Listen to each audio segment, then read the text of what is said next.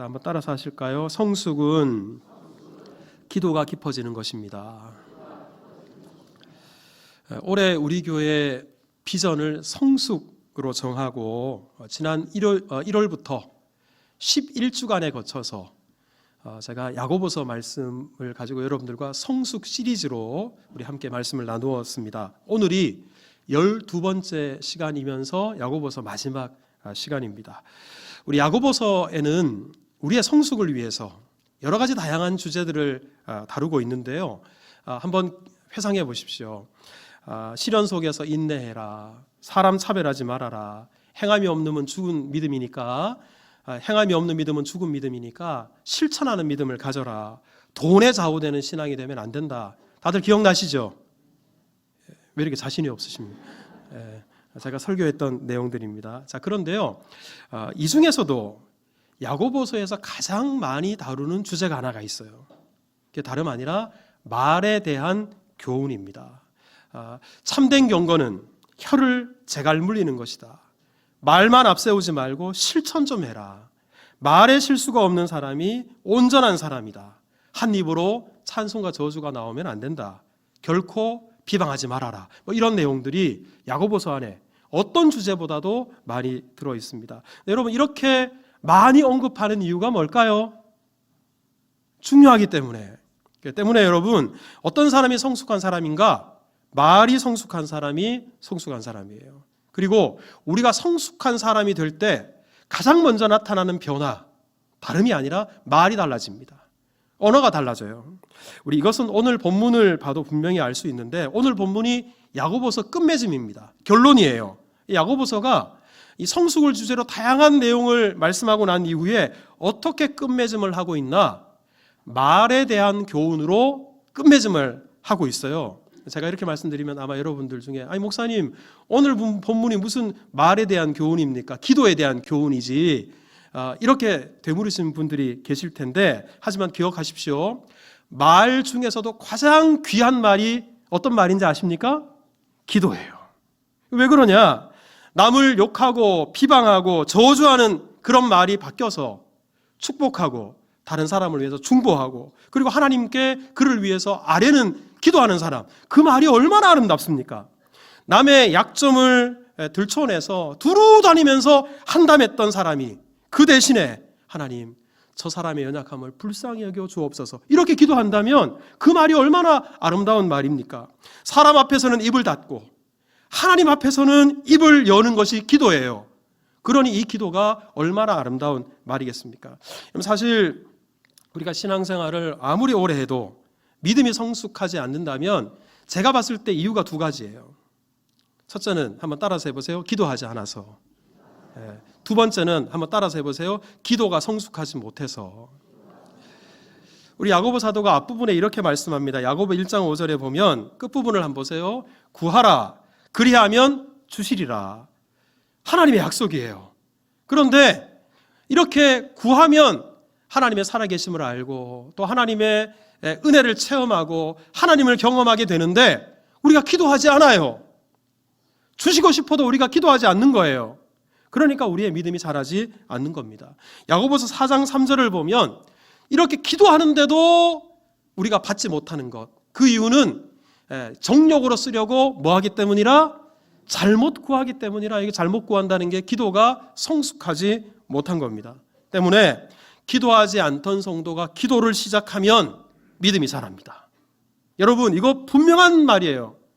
기도하지 않는 분들이 계십니까? 기도하십시오. 믿음이 성숙하게 될 겁니다. 그리고 지금까지는 기도를 하더라도 욕심에 따라 정욕을 위해 쓰려고 성숙하지 못한 기도를 해왔다면 이제 그 기도가 달라져야 됩니다. 그러면 우리의 믿음도 성숙하게 될 줄 믿습니다. 성령께서 우리 모두에게 이런 은혜 주시기를 축복합니다. 그러면 어떤 기도가 성숙한 기도일까? 어떤 기도가 깊은 기도일까? 오늘 몇 가지로 좀 생각해 볼 텐데, 우리 먼저 첫 번째로, 자, 저를 한번 따라서 합시다. 모든 상황에서 기도합니다. 여러분, 이게 바로 성숙한 기도예요. 자, 13절을 같이 한번 읽어볼까요? 시작. 너희 중에 고난당하는 자가 있느냐? 그는 기도할 것이요. 즐거워하는 자가 있느냐? 그는 찬송할지니라. 근데 여러분, 여기서 여러 가지를 말하고 있는 것처럼 보이지만 한번 보세요. 고난당하는 거 좋아요? 안 좋아요? 안 좋은 거예요. 자, 즐거운 거 좋아요? 안 좋아요? 좋아요. 그런데 여러분 따지고 보면 우리 인생이라는 것이 이렇게 좋은 일, 안 좋은 일이 끊임없이 반복해서 일어납니다. 믿는 사람이라고 예외가 아니에요. 자, 그러니까 오늘 여기서 고난당하는 것, 즐거우는 것은 우리 매일의 일상입니다.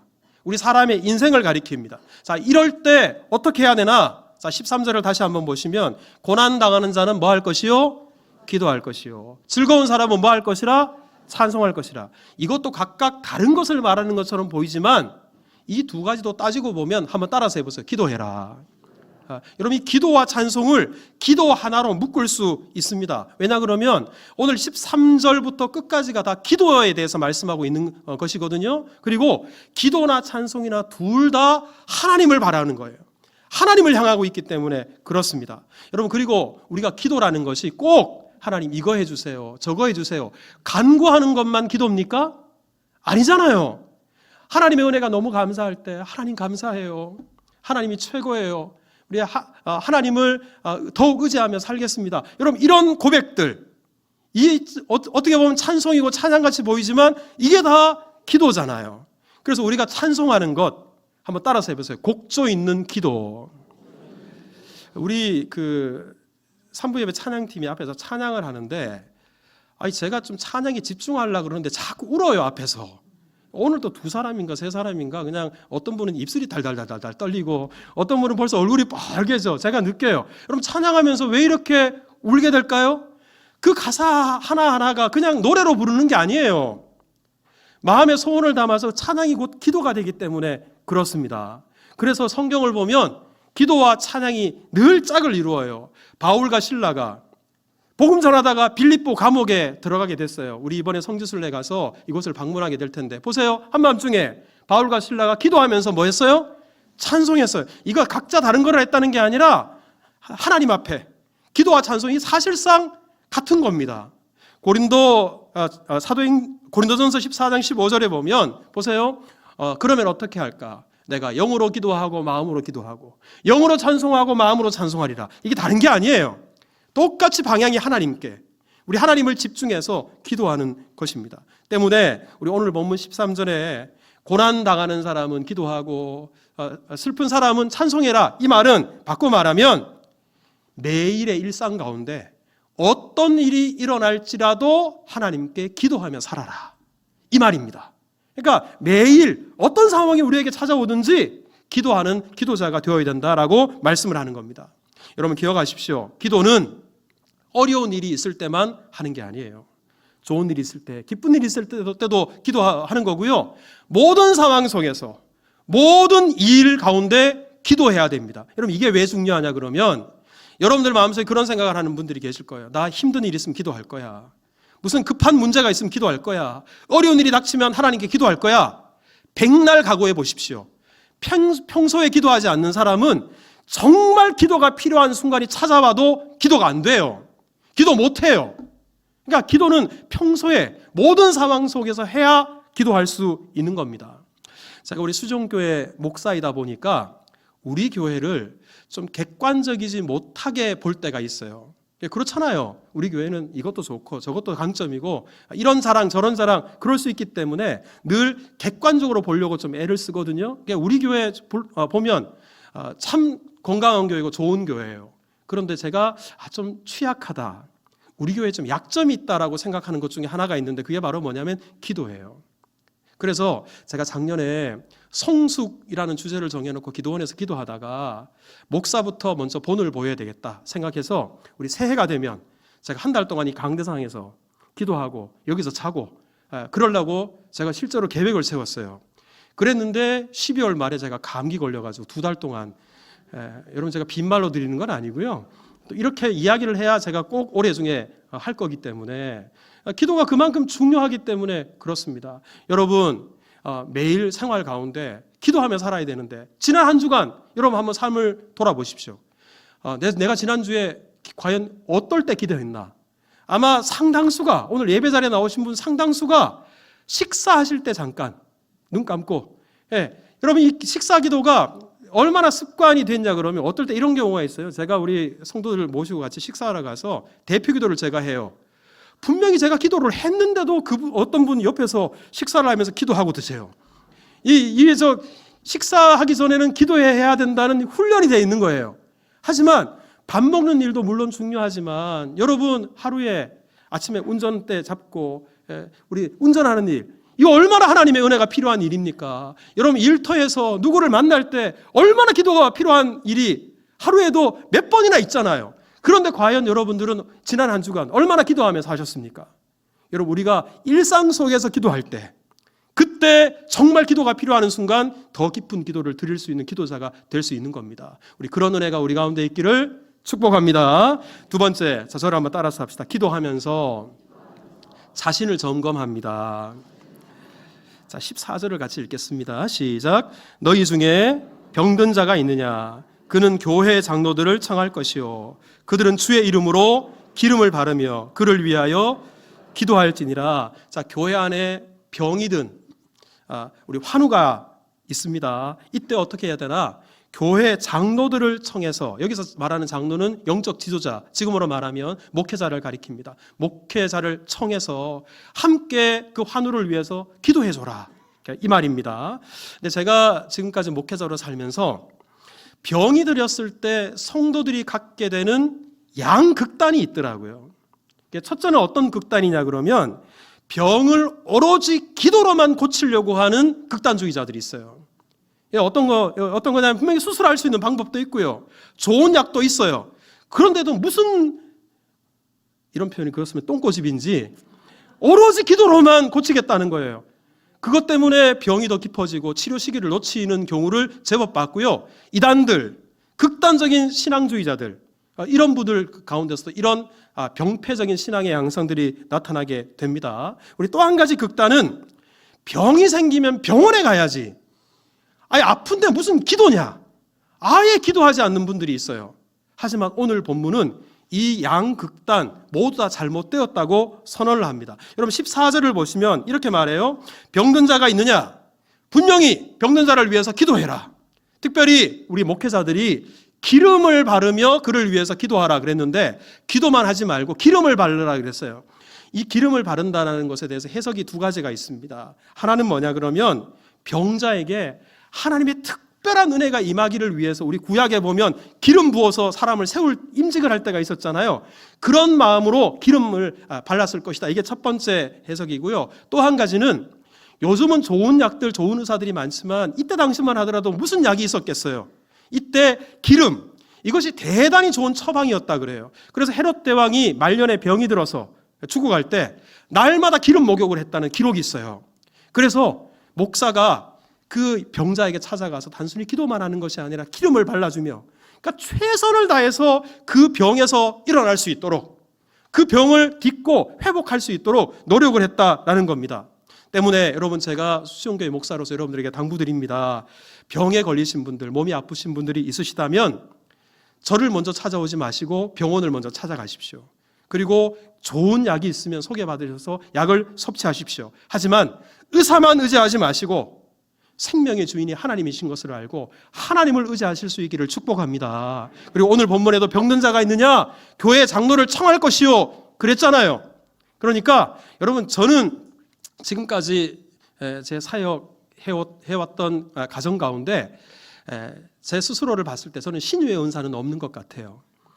하지만 그럼에도 불구하고 편찮으실 때, 병이 드셨을 때 저를 불러주십시오. 그럼 제가 기꺼이 여러분들에게 가서 기도해 드리겠습니다. 여러분, 용한 사람, 신유의 은사가 있는 사람이 있다 할지라도 그것이 어디 자기 능력입니까? 하나님의 능력 아닌가요? 그렇기 때문에 저는 능력이 없는 사람이지만 우리 사랑하는 우리 교우들이 힘드실 때, 우리 하나님께서 은혜를 베풀어 주실 때 저를 통해서도 역사하실 수 있고 여러분들의 기도에 응답하실 수가 있는 겁니다. 어떤 분들은 목사님 월요일 날 바쁜데, 아니면 퇴근 후에 바쁜데, 여러분, 저는 여러분들 목양하라고 있는 목사예요. 그러니까 월요일 날도 제가 교회에 나와 있는 날이 더 많아요. 그러니까 아무 때도 괜찮습니다. 혹시 저의 기도가 필요하면 제가 직접 가서, 또는 멀리서라도 기도가 필요하신 분들은 언제나 의뢰해 주십시오. 그러면 그것 자체가 바로 하나님을 의지하는 것이고 하나님께 맡기는 것이 됩니다. 그런데요, 우리 여기까지만 아시면 안 되고 오늘 본문 우리 15절이 참 중요한데, 자, 우리 15절을 같이 한번 읽어볼까요? 시작. 믿음의 기도는 구원하리니 주께서 그를 일으키시리라. 혹시 죄를 범하였을지라도 사하심을 받으리라. 여러분, 믿음의 기도는 병든 자를 구원한다 말씀하셨습니다. 우리가 교우들 아픔을 알고 내 아픔인 것처럼 여기고 함께 믿음으로 기도할 때 여호와 라파 치료의 역사가 임하실 줄 믿습니다. 자, 그런데요, 이어지는 말씀, 여기에 많은 분들이 오해를 해요. 보시면 혹시 죄를 범하였을지라도 사하심을 받으리라. 이 말씀을 단편적으로 이해를 해서 우리가 병든 거는, 우리에게 질병이 찾아오는 거는 죄 때문이다. 모든 병이 마치 그 원인이 죄에 있는 것처럼 그렇게 생각하는 분들이 계십니다. 하지만 여러분, 절대 그렇지 않습니다. 예수님께서도 제자들과 함께 길을 가다가 태어날 때부터 앞을 보지 못하는 맹인을 발견하셨어요. 제자들이 예수님에게 물어요. 예수님, 저 사람 저렇게 병이 든 것이 저 사람의 죄 때문입니까? 아니면 그 부모의 죄 때문입니까? 예수님께서 대답하십니다. 죄 때문이 아니다. 이 사람을 통해서 하나님께서 하시는 일을 나타내고자 함이라 말씀하셨어요. 그러니까 여러분, 섣부르게 누군가 질병이 걸렸다 그래서 그 사람이 큰 죄를 지었기 때문이다, 죄 탓이다, 이렇게 판단해서는 안 됩니다. 그럼에도 불구하고 우리가 오늘 말씀을 좀 주목해야 되는 이유는, 여러분 뒤에 보시면 혹시 죄를 범하였을지라도, 모든 병의 원인이 죄는 아니지만 덜어는 혹시 죄가 직접적인 원인이 되어서 병이 생길 때도 있다는 말이에요, 없다는 말이에요? 있다는 이야기입니다. 여러분, 죄 때문에, 죄가 직접적인 원인이 되어서 병이 생기는 경우가 제가 봤을 때 두 가지 경우예요. 먼저는 술, 담배, 폭식, 게으름, 나태, 이거 다 성경이 말하는 죄거든요. 이런 것들 때문에 자기 자신을 관리하지 않아요. 몸이 망가지도록 내버려둬요. 병이 생겨요. 이런 경우에 죄가 직접적인 원인이 되어서 병이 생기는 겁니다. 여러분, 아직까지 못 끊고 계시는 분들은 끊으실 수 있기를 바라고, 여러분, 술, 담배보다도 더 안 좋은 거는 또 뭐냐면, 늘 음식은 열심히 드시는데 도무지 게을러서 안 움직이시는 분들이에요. 거리에 사자가 있다, 밖에 뭔 일이 있다 이러면서 늘 방 안에만 계신 나태하신 분들, 이 나태와 게으름도 죄고요. 이것 때문에 우리의 몸이 망가질 수 있어요. 이게 죄 때문에 생기는 병 첫째입니다. 또 한 가지는 아주 드문 경우에 우리 하나님께서 어떤 사람이 죄를 지었을 때 그 죄를 통해서 하나님이 징계하시려고, 심판이 아니라 징계하시기 위해서 질병을 허락하실 때도 있습니다.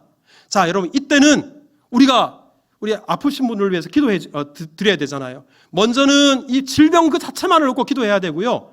혹시라도 그 병의 원인이 죄에 있다면 하나님께서 용서해 달라고, 하나님 사해 달라고 기도해야 되지 않겠어요? 그런데 이때 기도할 때 우리가 이렇게 기도할 수 있어요. 지금 병자가 있습니다. 우리 아무개 권사님이 지금 병이 걸렸으면, 하나님, 아무개 권사님을 용서해 주세요. 아무개 권사님 무슨 죄를 지었는지 모르지만 사해 주세요. 이렇게만 기도하면 안 된다는 거예요.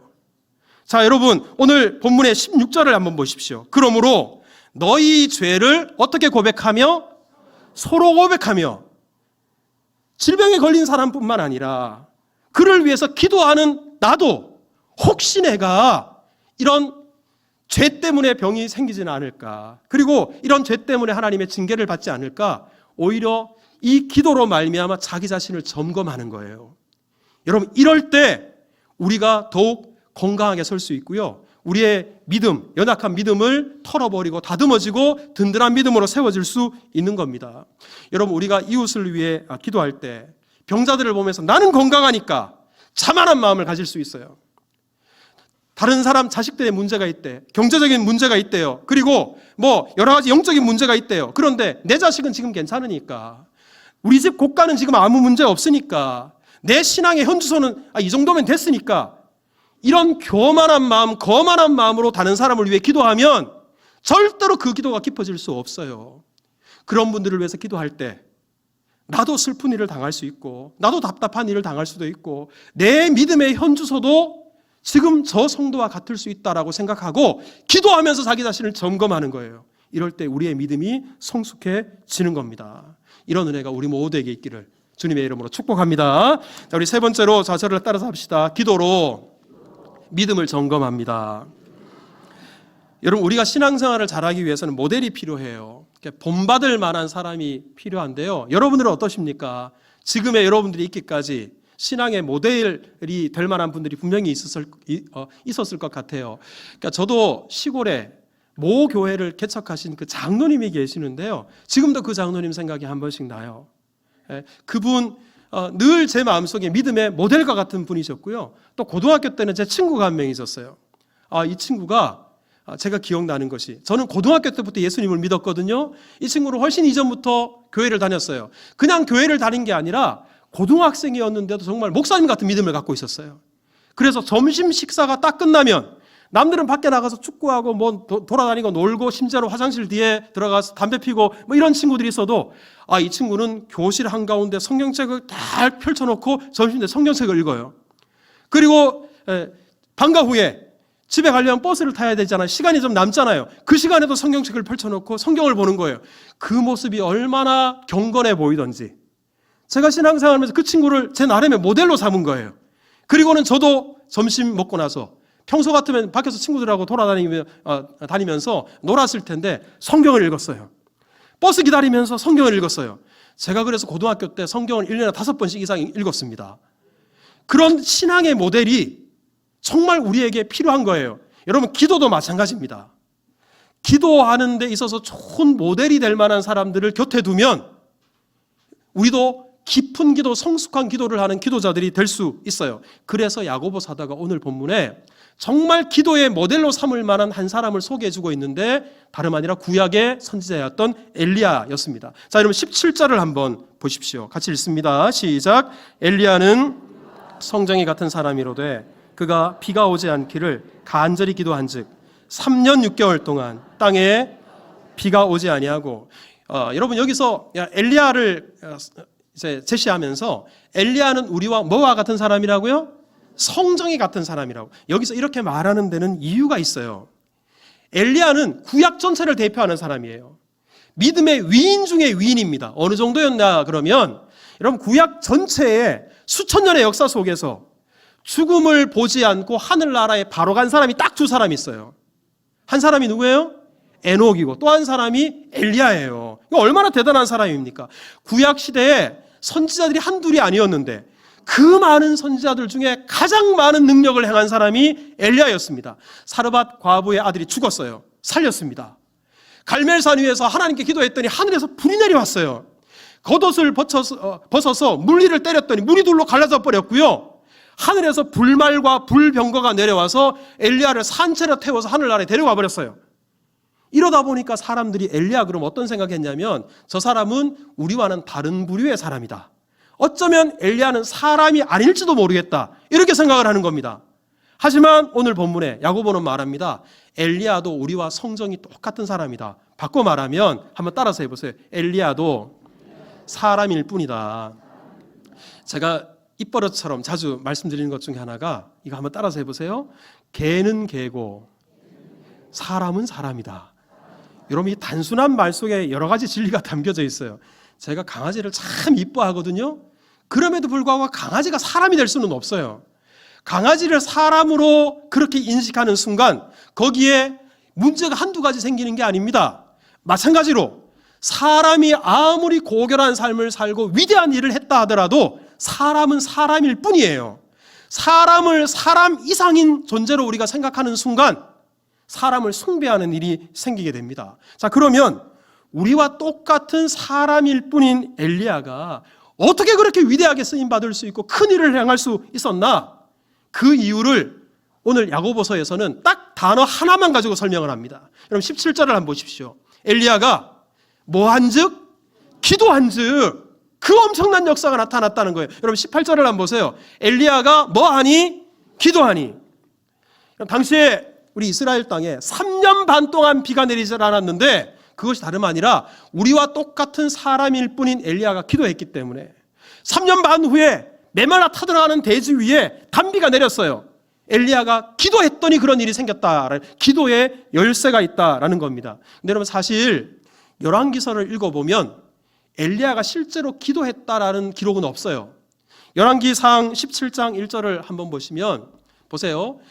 엘리야가 아합 왕에게 가서 내가 섬기는 이스라엘의 하나님 여호와께서 살아계심을 두고 맹세하노니 앞으로 수년 동안 비도 있어도 있지 아니하리라. 여러분 여기서 기도했다는 말이 있어요, 없어요?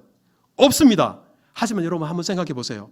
어찌 그 서슬퍼런 아합 왕 폭군 앞에서 하나님의 살아계심을 두고 내가 맹세한다. 앞으로 비가 없다. 어떻게 이렇게 확신할 수 있을까요? 어떻게 이런 믿음을 가질 수 있었을까요? 엘리야가 하나님 앞에 기도했더니 하나님께서 응답해 주셨거든요. 하나님의 음성을 들었거든요. 기도했기 때문에 이런 확신과 믿음을 엘리야가 갖게 된 것입니다. 열쇠가 기도에 있어요. 열왕기상 18장 42절에는 다시 비가 내리도록 하기 위해서 기도하는 내용이 나오는데 여기도 기도라는 단어는 없어요. 보세요. 우리 엘리야가 갈멜산 꼭대기에 다시 올라갑니다. 그리고 땅에 꿇어 엎드립니다. 그의 얼굴을 무릎 사이에 넣습니다. 지금 이거 뭐 하는 것 같아요? 요가하는 것 같습니까? 아니에요, 여러분. 기도하는 거예요. 이스라엘 사람들은 원래 서서 기도하는 것이 일반적이에요. 그런데 이렇게 산에 그 딱딱한 바위 위에서 무릎을 꿇고 머리를 무릎 사이에 잡아놓고 얼마나 간절하게 기도했는지 한참을 기도하다가 종을 불렀어요. 내가 기도했는데 저기 한번 하늘을 한번 봐봐. 하늘 속에서 혹시 비올 조짐이 보이는가 보라 그랬어요. 종이 잘 보이는 곳에 가서 보고 와서는 하늘에 구름 한 점 없는데요. 그랬더니 엘리야가 또 기도해요. 또 기도해요. 이걸 7번이나 합니다.